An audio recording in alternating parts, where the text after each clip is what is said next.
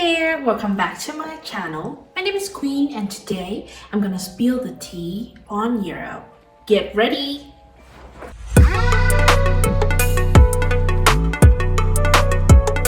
Sure, Europe is all about the stunning architecture, delicious food, and charming street. However, there are so many things that they conveniently forgot to put it on your travel brochure.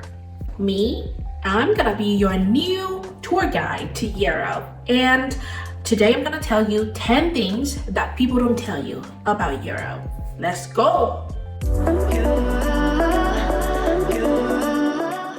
Yes, first thing first, your public transportation. Your public transportation is so good that most of the urban Europeans live their life without learning how to drive. The wheels are trains, subways, trams, buses, and occasionally taxi. And the best part is that you get to explore the whole city with one magical card. You could be like, oh, I'm gonna hop on the train and I'm gonna get lunch in Paris, just like when you just pop in to your neighbor asking for a cup of tea.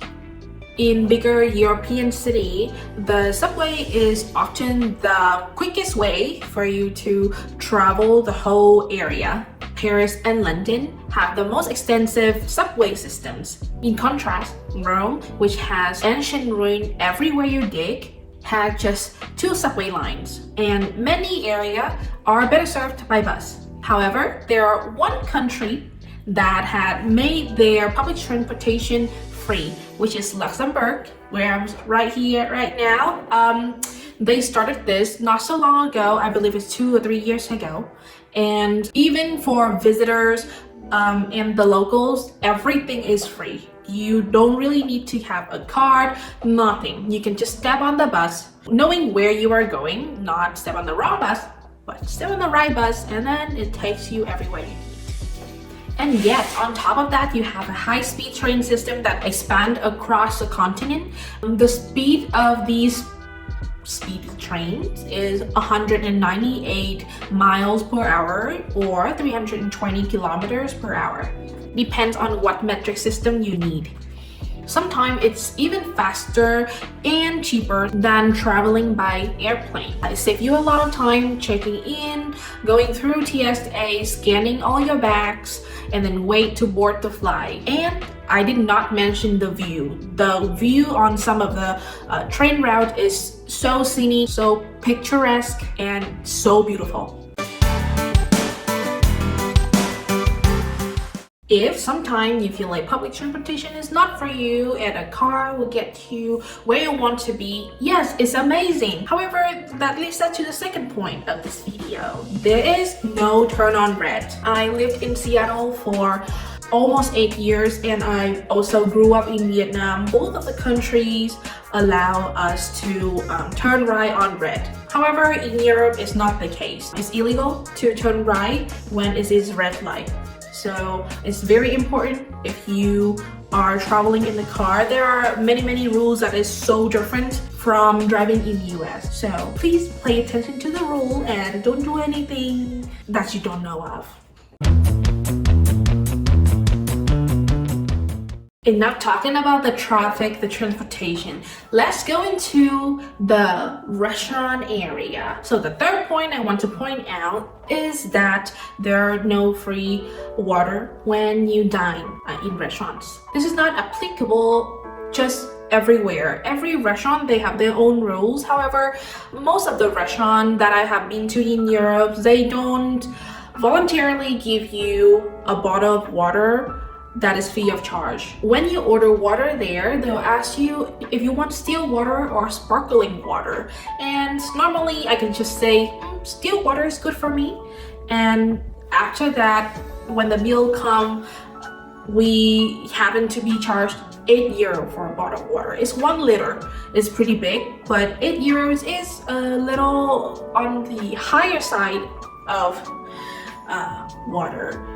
However, I tried to ask for tap water in Trier, and surprisingly, they brought us some tap water and without asking any question.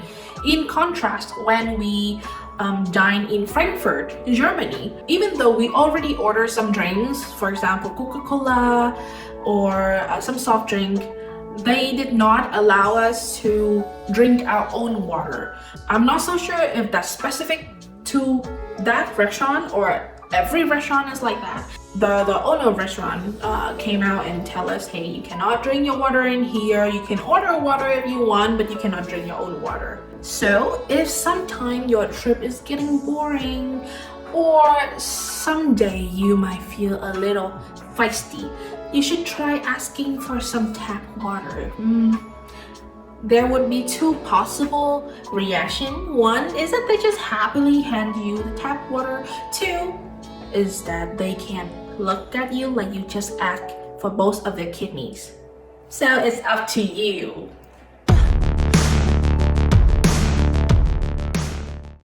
Number 4, when you dine in a restaurant, tipping is not mandatory.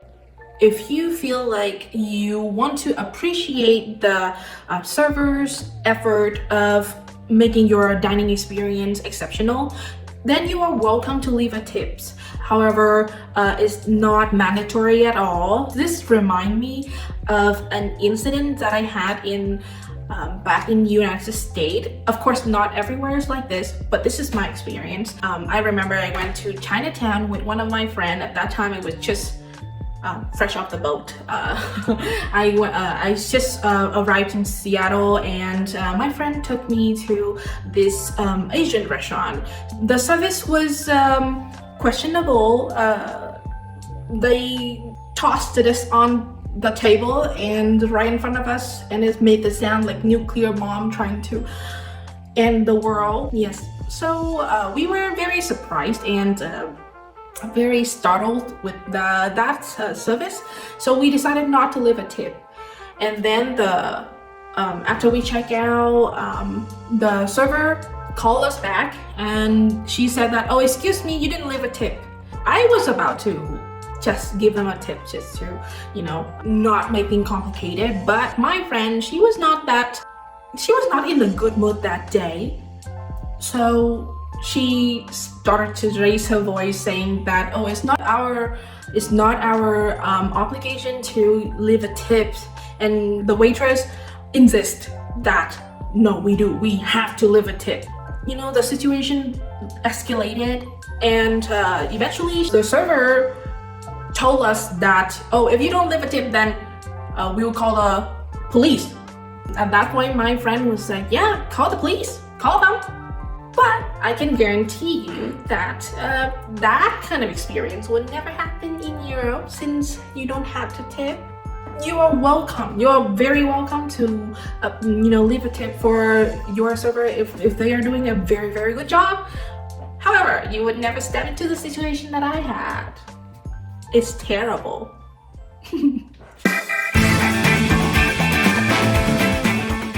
Alright, number 5, when you dine in a restaurant, the server will assume that you have time for your meal. So the speed that they bring out your food, the speed of everything moving around is very slow.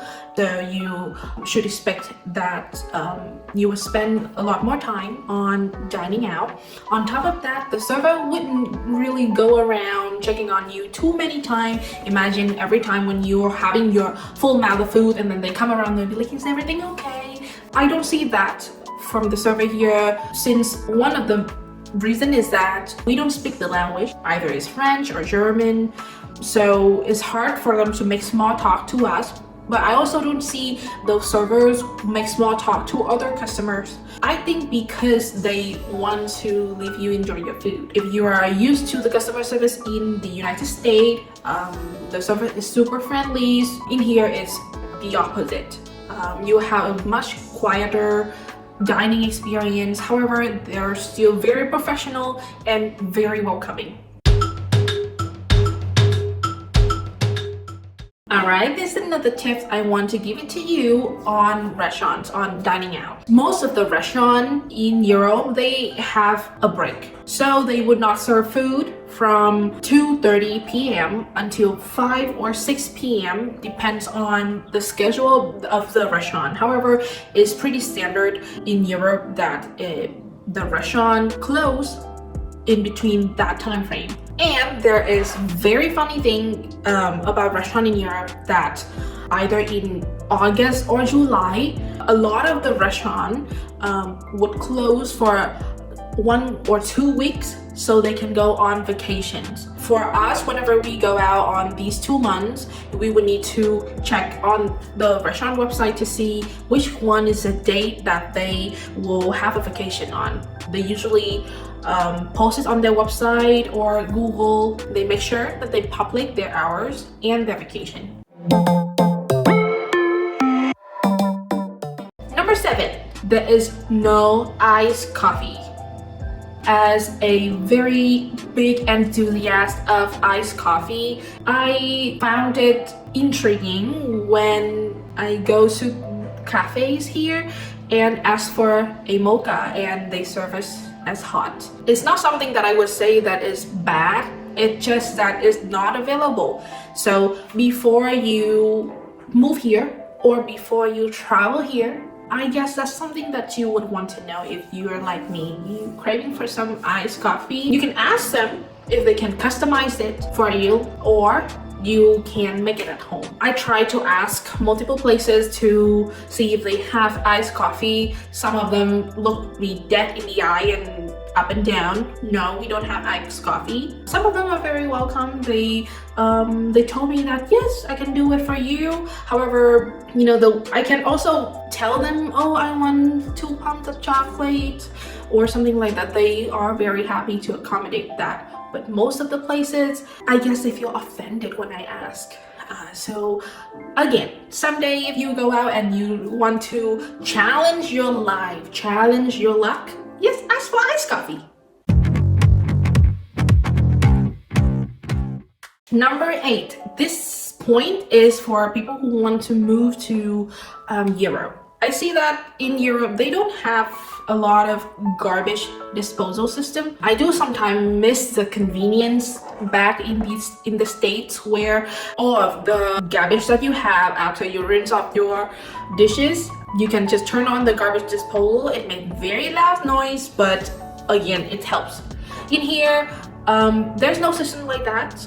So if you really want something like that when you scouting for apartments, maybe you can put it as priority and the leasing agency will let you know. Number 9, the people here are multilingual, especially here in Luxembourg. Everyone is supposed to know at least 4 languages: French, Luxembourgish, German, and English. So sometime when you travel and you tell them that you don't speak French, they can ask you, what do you speak? You speak German? Do you speak English? I'm pretty sure you can survive on English if you don't speak any of these languages. Mostly everyone here speaks English, so you should be able to communicate. Number 10 is a little sensitive, but I still have to warn you or just try to let you know. So last time when I went to Nice, south of France, and that's the first time I go to the beach in Europe. I remember after swimming in the ocean, after that you usually come to the shore and then they have like a tiny shower pole where you can rinse off your body, right? I went up and then I was trying happily and rinsing myself. I have a suit. I call it a lizard suit because it's so tight to my body. It's like a scuba diving kind of suit. It's not waterproof or anything. So I was happily rinse it off. And then when I turned around, a pair of boobs was staring right at me. I was startled. The lady was trying to ask me if I'm done or not, but I was shocked, so I stared down. I didn't stare to her eyes. I stared down. And it's pretty embarrassing. So there's one point that I need to tell you before you go to the beach. If that's something that offends you or is something that you avoid, then just know that people here are okay with that. I see a lot of people you know, have they are half clothes. People are normal about that. So I figured that it should be fine. When you go to the beach, just watch out for that so you don't stare like me. I stare. Just letting you know so you don't make the same mistake as I do. Don't do that. Don't stare. Don't stare like me, please. Alright, so that was 10 things that I can tell you about Europe right now. I am planning to make another part to tell you the gritty-nitties of Europe. Stay tuned. If you like the video, don't hesitate to give me a thumbs up or subscribe for more information on Europe. Until next time, bye!